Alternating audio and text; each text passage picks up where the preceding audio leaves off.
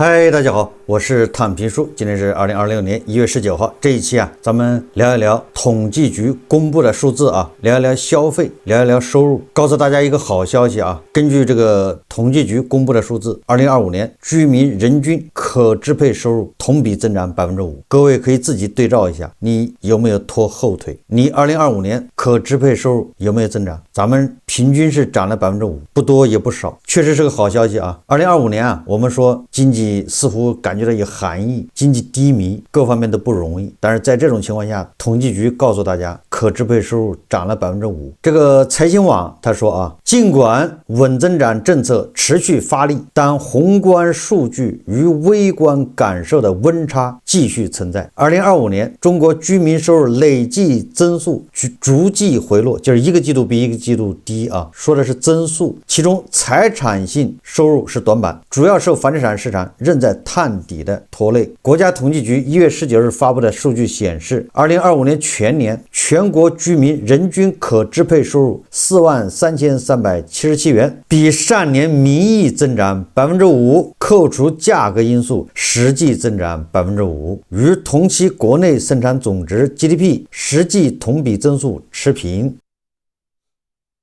咱们2025年GDP 也是5%。总之实现了年初政府工作报告提出的居民收入增长和经济增长同步的目标，不多也不少正好完成。年初定的就是5% GDP， 年末一统计恰好就是5%，然后可支配收入呢也是5%，圆满完成任务。统计局居功至伟财新网说不过与2024年全年5.1%相比，2025年居民收入增速略有放缓，4个季度累计实际增速分别为5.6%、5.4%、5.2%和5%，呈回落态势。我说统计局不容易吗？一方面要完成任务，5%这个是不能动的；另外一方面，你有的解释这些牛马这些韭菜一天到晚的说不容易，收入低，焦虑。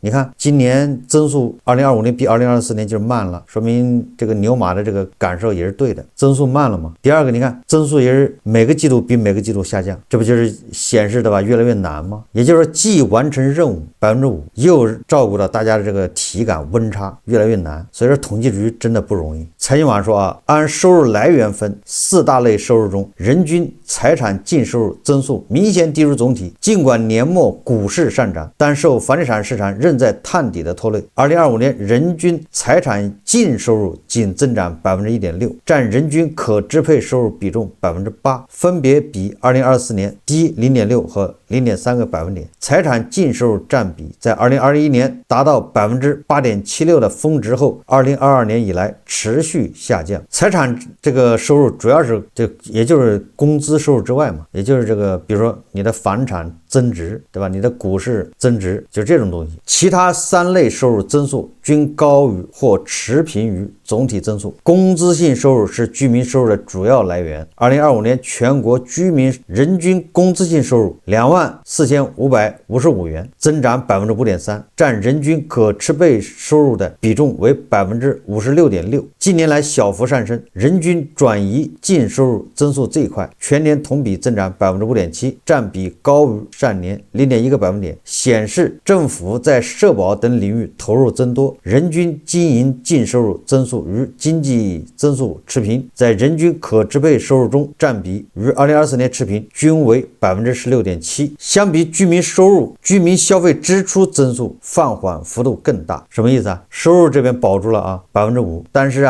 居民的消费那是大幅度下降了，就这意思。增速放缓幅度更大，显示居民消费倾向继续下降。2025年全年全国居民人均消费支出比上年名义增长4.4%，扣除价格因素，实际增长4.4%，分别较2024年放缓0.9和0.7个百分点。这就是咱们消费不畅、消费不振的，对吧？从数据上就能看出以居民人均消费支出比上人均可支配收入衡量居民消费倾向，全年为67.95%，略低于2024年的68.32%。2013年有数据以来，仅高于2020年和2022年。其中4季度边际消费倾向季度季节性回升了72.2%，低于上年同期0.53个百分点，仅高于2022年同期。别忘了啊，这个还在政府发各种补贴，对吧？各种叫什么以旧换新、新能源汽车补贴、家电补贴，各种补贴的情况下，怎么越补消费越差呢？财经网说啊，居民消费支出中，2025年全国居民人均食品、烟酒消费支出占人均消费支出的比重为29.3%，较上年下降0.5个百分点。国际上通常将恩格尔系数作为衡量居民生活水平高低的一项重要指标。通常食品消费份额与收入或消费水平呈反向相关关系，即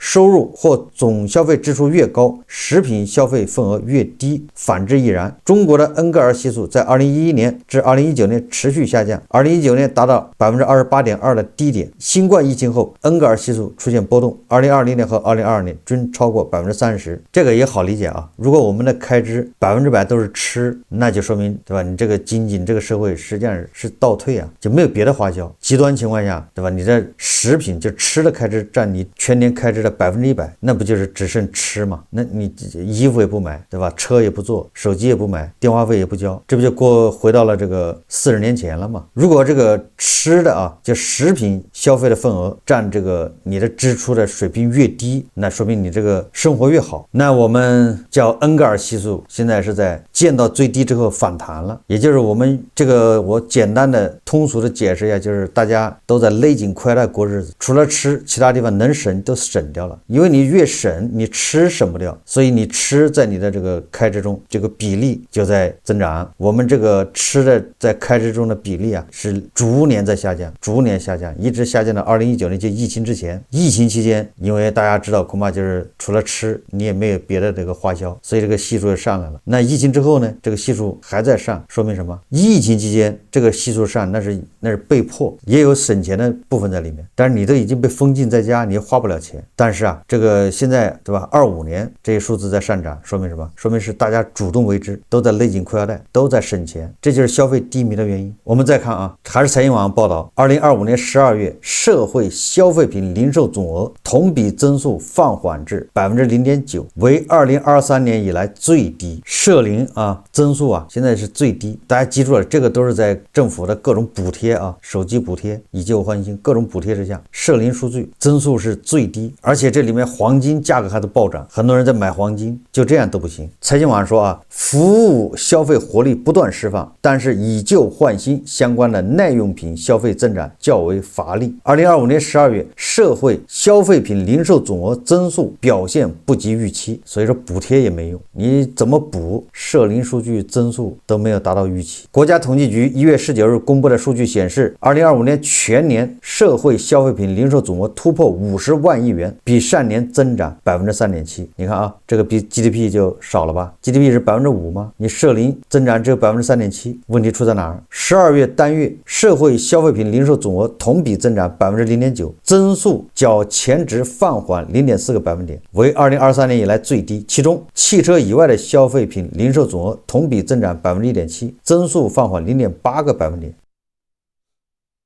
从更能体现趋势的季调后环比看，社会消费品零售总额环比继续下降，降幅收窄 0.29个百分点至 0.12个百分点。12月社零同比增速接近市场预期的下限。财新传媒近期对15家国内外机构的调查显示，受访经济学家对12月社零同比增速预测均值为 1.5%， 预测区间为 0.8% 到 2.9%， 结果现在是 0.9%， 也就是说啊，在下限。统计局数据显示，2025年全年服务零售比上年增长 5.5%， 比1到11月加快 0.1个百分点。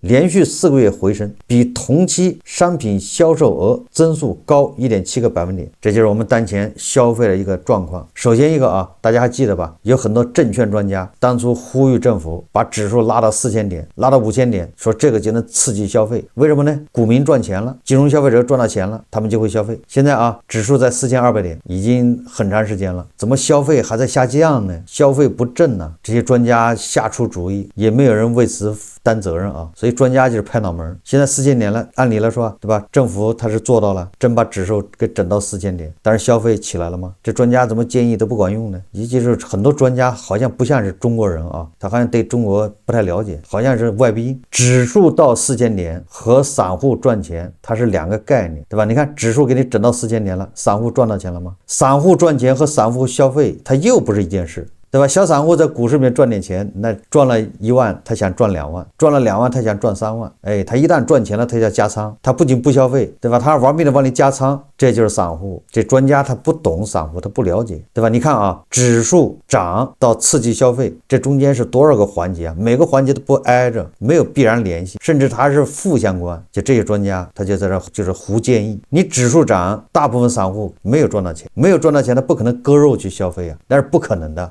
对吧？他10万块钱扔进去了，现在变成5万，那5万块钱的割肉去买东西，那相当于都是价格都是2倍啊。好，即便少数股民赚钱了，那他一旦赚钱了，他就叫路径依赖，他要加仓，跟低保老人一样，他就更不消费。加仓赚了还要加仓，加仓赔了那更得不消费了。所以典型的例子就是胡锡进老师赚钱了，他就买了5件 polo 衫，完了之后吃拉面上面就顶多加个鸡蛋，你说这对刺激消费有啥用？这些股民啊，买一杯奶茶他都要算计，但是说晚上啊准备调集资金加仓50万，那对吧？大手一挥，感觉这钱都不是钱。但是你说让他买杯奶茶，他算算舍不得，对吧？这就是股民心态。你看那个上海建工爷叔，对吧？好像70-80万啊，买了那个上海建工。但是你看他中午吃饭就是一碗清水捞面呢，80多了，他还能吃多少碗面呢？他每天他们一家那么多人吃菜，菜钱是100块钱，你指望他消费？我们接着看这个财经网的报道啊，财经网说啊，他如何看待当前的消费表现？有专家表示啊，他说要从多角度看消费，从消费类型看，主要由商品消费和服务消费，相应的统计指标是社零总额和服务零售额，这2个指标都是从企业销售端统计的。随着人民生活水平提升，居民消费正从商品消费为主向商品和服务消费并重转变啊，那就是说还有服务消费呗。近几个月以来，服务消费增速在逐月增加，最终消费支出对经济增长的贡献率是52%，超过了一半，比上年贡献率提高了5个百分点，是经济增长的主动力和稳定锚。12月商品零售增速下降0.3个百分点至0.7%，为2023年以来的新低。也就是啊，2025年到了年底啊，那就寒意更浓，对吧？消费更差。那咱们经常节目都说嘛，消费低迷，消费不是降级，对吧？是消费熄火。去年咱们用的更多的词啊，对吧？是消费熄火。我记得前几年咱们都说的叫消费降级，淄博的那个烧烤一火，天水的麻辣烫，对吧？那都是消费降级的一个表现。现在消费降级都不说了，对吧？叫消费熄火。确实，你看统计局的数字，12月份就这么个现象。这个统计局的数字说啊，餐饮收入下降1个百分点至2.2%，其中限额以上单位餐饮收入增速转负，下降1.1%。什么意思啊？也就是12月份啊，这个规模以上的这个餐馆收入是负的，不仅没有增长，是负增长，是下降了。所以你看这个西贝的那个贾老板现在到处闹，非要说是罗永浩坏了他的事，他现在收入断崖式下跌，他说是罗永浩搞的。你看看统计局的数字，罗永浩能把全国的餐厅给整下来吗？这个大背景就是12月份全国规模以上的餐厅啊，收入是负增长1.1%，也就下降了1.1%。你这个西贝收入断崖式下跌，这个大背景就对上了。具体的西贝，对吧？你自身还有问题，这个昨天咱们节目也说了啊，它自身还有很多问题，很多钱花在了不该花的地方，成本高，但是消费者也不买账。财经网说啊，以旧换新类商品在上年同期基数抬升，年末政策效力减弱的影响下，除了通讯器材类消费增速微升0.3个百分点至20.9%，其余商品消费增长较为乏力。其中，汽车、家用电器和音像器材类、家具类消费增速继续下降，降幅较上月收窄3.3个、0.7个、1.6个百分点。文化办公用品类消费增速放缓2.5 0.5个百分点至9.2%，也就是各大类都在下降。升级类消费表现有所分化，12月化妆品消费同比增速加快2.7个百分点至8.8%，为年内次高。金价在12月末一度急跌，导致金银珠宝类消费同比增速回落2.6个百分点至5.9%。别看到5.9%啊，那比 GDP 还是高啊。所以金银珠宝这块的消费虽然增速回落，但它是涨。与居民出行相关的消费放缓，12月服装鞋帽消费同比增速走扩2.9个百分点至0.6，也就是这个衣服不好卖了呗。12月份按理来说12月份这个卖冬季服装保暖的衣服，那种服装鞋帽应该是旺季啊，结果增速还是下降啊。国内成品油价格整体下调，石油及制品类消费降幅走扩3个百分点至11%。房地产市场仍处于寻底阶段，下游消费表现疲软。12月建筑及装潢材料消费同比降幅收窄5.2个百分点至11.8%。双11促销活动前移带来的节奏扰动消除。2025年全年网上零售额同比增长8.6%。增速比1到11月放缓0.5个百分点，其中实物商品网上零售额增长5.2%，增速比1到11月放缓0.5个百分点，占社零总额比重扩大0.2个百分点至26.1%。实际上这个数字告诉我们什么呢？告诉我们这个线上销售这个比重还在增加，也就是你看它增长了是8.6%，12月份的。全年这就是统计局公布的咱们可支配收入和消费的这些数字，说明什么呢？说明我们这个体感温差那是千真万确的。统计局的数字也说明了这些，很多细节对吧？咱们还是能对上的。也就是这个数字可以参考，可以借鉴，它这个绝对值不一定准确，但是趋势那还是有一定的指向意义。我们的可支配收入2025年1季度比2季度高，2季度比3季度高，3季度比4季度高，增速是越来越低。我们的社零数据呢，那是比我们预期最差的那个已经接近了，走的是底线。那这个还是在国补对吧，省补各种补贴的情况下。那也想想，如果2026年补贴取消或者什么个场景，或者补贴的力度下坡退坡，你这个消费是什么个场景？这个是消费。我们再看看投资还是国家统计局的数字2025年固定资产投资同比下降3.8%，民间投资连续3年下降，制造业、基建、房地产3大领域投资不同程度走弱，导致2025年全年固定资产投资出现历年来首次同比下降。12月单月同比降幅明显扩大。国家统计局1月19日公布的数据显示，2025年1到12月全国固定资产投资累计同比下降3.8%，降幅较1到11月扩大1.2个百分点。扣除房地产开发投资，全年投资同比由增长0.8%转为下降0.5%。根据财新测算，12月单月投资同比下降15%，降幅较11月扩大3.1个百分点，为历史单月最大降幅。从体现趋势的季调后环比看，11月的边际改善未能延续，12月降幅扩大0.76个百分点至1.13%，反映稳投资紧迫性加强。这不光是房地产投资在下降除了房地产之外的投资一样的也在下降，这就是问题所在了。房地产投资下降大家能理解对吧？因为房子卖不掉嘛。但是其他的行业其他的方面投资也在下降，那这就不是好现象。2025年全年投资同比表现明显低于市场预期。财新此前对14个国内外机构调查显示，经济学家对2025年固定资产投资累计同比增速预测均值为负的3%。什么意思呢？就是财新网对14个这个专家机构进行调研他们对2025年固定资产投资，他们认为是下降3%。然后他们预测一个区间是下降3.3%到2%，就是下降这么多。结果呢，2025年统计局给出的数字是下降了3.8%，比14个专家预测的还要低，实际表现弱于预测下限。3大领域投资均延续放缓态势。2025年制造业投资同比增速较前值放缓1.3个百分点至0.6%，外需不确定性、反内卷、企业利润空间压缩等因素继续制约制造业投资。1到12月基础设施投资同比下降2.2%，降幅扩大1.1个百分点。与2020年持平。基建领域中多数行业投资额同比均不同程度走弱，其中水利管理业投资降幅扩大至 6.3%， 铁路运输业投资由增长转为下降 1.2%， 道路运输业降幅扩大 6%。 新型政策性金融工具等增量政策显效仍有实质。房地产开发投资对总体投资的拖累继续加大，累计和单月增速均创历史新低。1到12月累计同比降幅扩大 1.3个百分点至 17%。 就是房地产这块投资啊，那还是降幅在加大。财经网测算的12月单月房地产开发投资同比下降 35.8%， 房地产先行指标低位边际改善。什么意思呢？他说12月新建商品房销售面积、销售额同比降幅分别收窄 1.7、1.5个百分点，新开工面积、竣工面积同比下降 19.4%、18.3%， 收窄 8.2、7.2个百分点。房地产开发企业到位资金同比降幅收窄 5.8个百分点至 26.7%。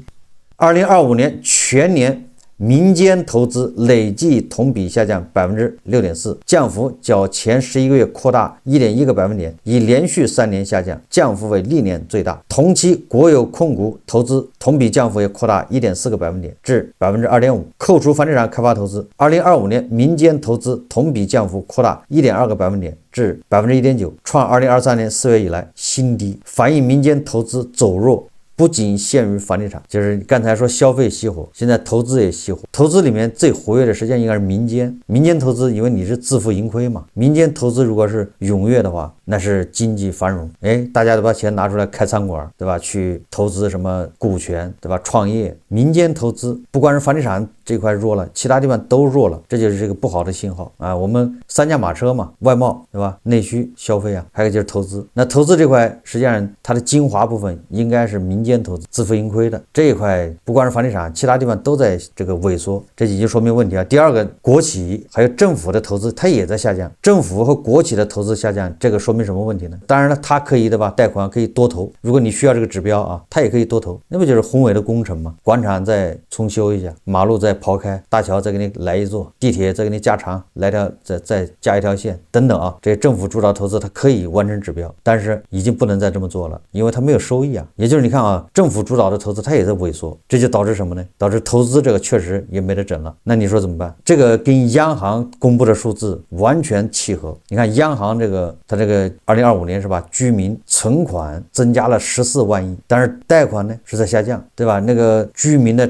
这个长期贷款呢是下降了多少啊？老百姓都把钱往银行存，那不就投资减少了吗？对吧？存款是越来越多，所以你看银行现在各种什么贴息贷款是吧？什么消费贷、经营贷、贴息。那么通过统计局公布的这些数字，那我们从这些数字里看出这个经济形势有好转吗？还是恶化还是好转？大家自有答案。这个不是谁唱空啊。如果今年的外贸形势要是恶化的话，当然这个也不一定啊。就外贸形势啊，这个因为都涉及到各个国家之间的博弈、地缘政治，这个确实变数比较多。整个25年实际上外贸形势就不好，但是咱们这个虽然顺差是吧，达到了历史高，这个创造了最高值，但是这个26年能不能保持？你这么大的顺差，说白了就是我们说通俗一点啊，你顺差越大，实际上你积累的矛盾就越多嘛。你跟哪个国家顺差大，哪个国家时间长了都受不了。也就是你合着不从我这儿买东西，你尽把东西卖我这儿来，不就这意思吗？那对吧？1年2年还行，你时间长了哪个国家都受不了，一定会想办法得收你的关税，要不你就得承诺买他多少东西。这就是特朗普非逼你买他的这个大豆，买他的农产品的原因啊，买他的飞机啊。欧盟也会要求这样。所以我们这么看的话，2026年对吧？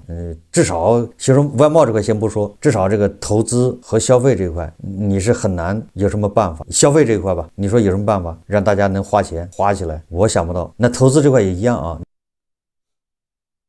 因为大家都知道投资不赚钱，你钱扔进去本金都回不来。现在很多搞企业的都在收摊儿，对吧？都见差不多就收了，人家就不玩了，玩不动了，早收摊早受益，都是这么个状态。所以说这个形势啊，你看不到有什么好转的迹象，所以基本上符合那种说2026年比25年差。但是有一点我们要相信啊，要坚信26年我们定的 GDP 是多少啊？2020年底啊一定会完成，分毫不差。好，这期节目啊我们就聊到这里，感谢大家收看。如果喜欢我的节目，欢迎订阅转发，也可以在下方留言评论，谢谢大家。